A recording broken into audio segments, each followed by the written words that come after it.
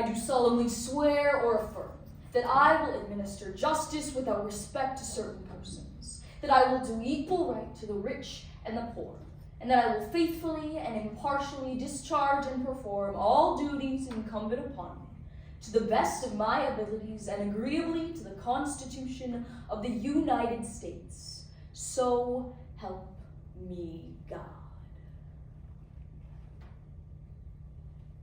I am shy.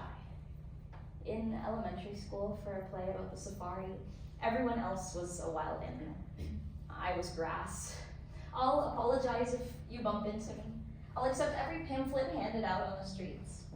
If there's no more half and half on the table at the coffee shop, I'll drink my coffee black.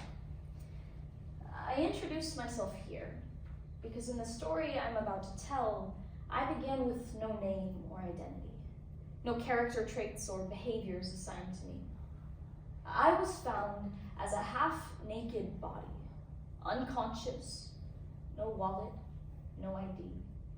Nobody knew where I came from, who I belonged to, or who I was. Deputy Adams and Deputy Taylor were discharged regarding a report of a female who was unconscious but still breathing. Taylor reported that he had found the female lying unresponsive behind a dumpster when a witness came up and said that they had him pinned down over there. The witness reported that the suspect was found on top of the girl.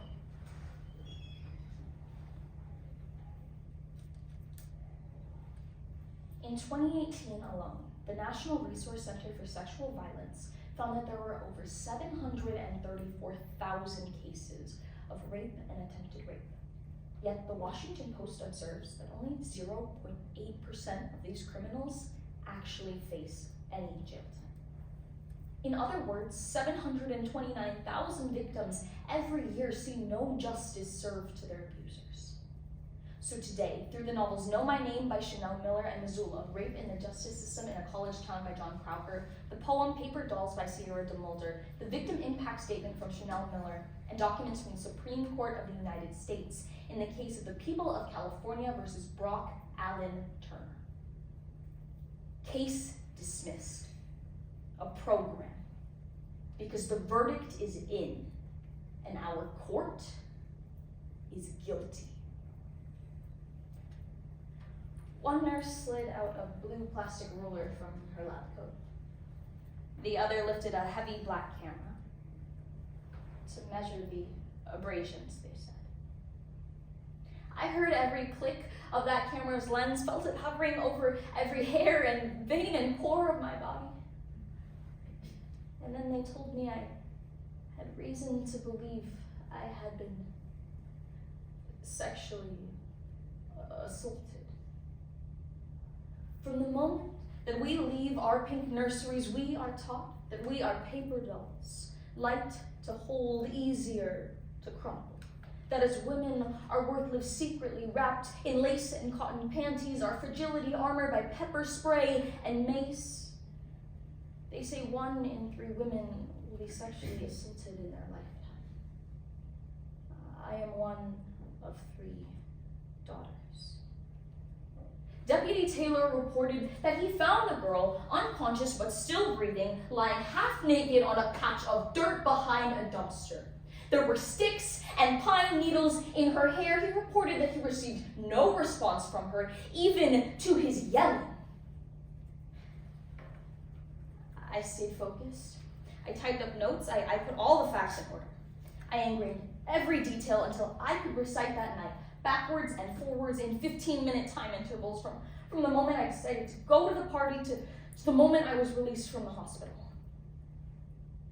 Yet, the Washington Post called him squeaky clean, a baby-faced, rosy-cheeked cherub. The letter writers insisted he was misconstrued as a criminal. Andrew C., 21-year-old college student, testified that they were good friends and the defendant would never sexually assault someone. Gary G., his swim club coach, said when he was in high school, he always knew right from wrong. Jennifer J., his high school French teacher, testified she would not associate sexually assaultive behavior with the defendant. We are calling it theft, as if he could pluck open your ribs like cello strings, pocket your breast, steal what makes your heart flutter, and tack its wings to his wall. Some days you will feel dirty. Some moments you will remember how hard it is to breathe in public, but know this: the person who did this to you is guilty, not you. Her blood alcohol content at 1:05 a.m. was between 0.241 and 0.249, enough to make a person of her size pass out. She was passed out when this crime was committed. Your Honor, explain to me how she could have consented to what happened. In his testimony, Brock said that the only reason we ended up on the ground was because I fell. If a girl falls down, you help her up. If a girl falls down, you don't undress her, mount her, and hump her. If a girl falls down, you will help her up. Brock, I believe this case is going to be listed as unfounded. I believe that no crime has been committed, and that this is simply a misunderstanding. When I was told to prepare in case we didn't win, I said that wasn't something I could prepare for. I was defenseless, I was weak, I had no power. I was told my memory loss would be used against me, and I was made to believe that I alone was not enough to win this. His attorney constantly reminded the jury that he is the only one we can believe because I don't remember what happened. He says, well, we don't know when she went unconscious, and fine. Maybe my eyes were still fluttering, maybe my body was not yet completely limp, but that was never the point. The point was I was too drunk to speak English long before I ended up on the floor. I should never have been touched in the first place.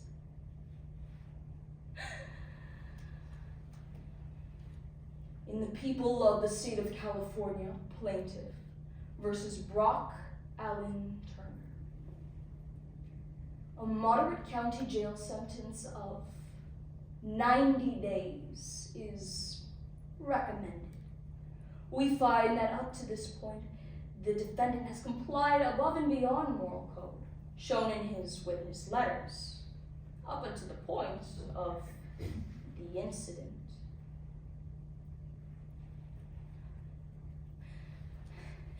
The incident. The unfortunate result. 20 minutes of action. They wanted to write off 20 minutes of action as insignificant. In swimming 1/100th of a second is the difference between victory and loss, yet they wanted to write off what happened to me as insignificant. But those 20 minutes were only the beginning. Who counts the hours spent waiting in doctors' offices, the days spent wringing my hands in therapy, the nights devoid of reading and writing and creating, and instead laying in bed wondering why I should wake up again? They talk about how hard this trial has been on him, but who talks about what happened to me? What about that? Nothing can be stolen from you. Your body is not a hand-me-down, no locket sits inside of you waiting to be seen or touched and taken to be left on concrete. I know it is hard to feel perfect when you cannot tell an Adam's apple from a fist. Some ashtray of a man picked you to play his Eden, but I will not watch you collapse. Universities have long been accused of lacking the sophistication and the resources to handle cases like mine. And I agree, serious crimes need to be handled by serious institutions. But schools have the power to protect their students. If a student can be expelled quickly for plagiarism or for dealing drugs, why is the same not true when it is clear that they pose a threat to others? His reputation? If he is worried about his reputation, then he shouldn't rape